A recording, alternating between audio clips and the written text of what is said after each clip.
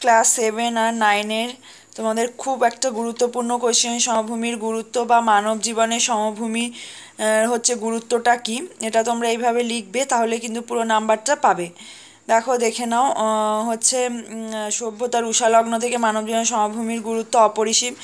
সমভূমি বলতে প্লেন জায়গা, যেসব জায়গার মধ্যে হচ্ছে মানে চাষবাস হয় বা নদীর নিম্ন প্রবাহের যেখানে সৃষ্টি হয়। দেখো প্রথমে আছে কৃষিকাজ। আজ থেকে 400 থেকে 500 বছর আগে গোটা পৃথিবীবাসী ছিল কৃষিজীবী।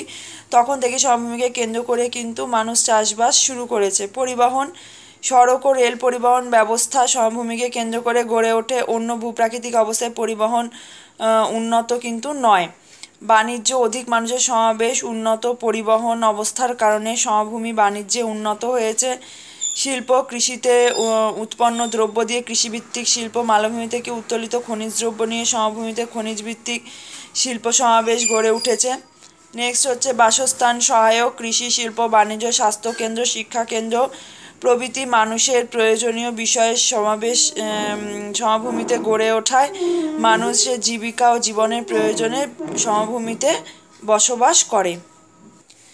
এই কোয়েশ্চেনটা কিন্তু তোমাদের পরীক্ষায় খুবই আসে, তোমরা এটা খাতায় লিখে নিয়ে ঠিক এইভাবে পয়েন্ট করে লিখবে, তাহলে কিন্তু পুরো নাম্বারটা কিন্তু তোমরা পাবে।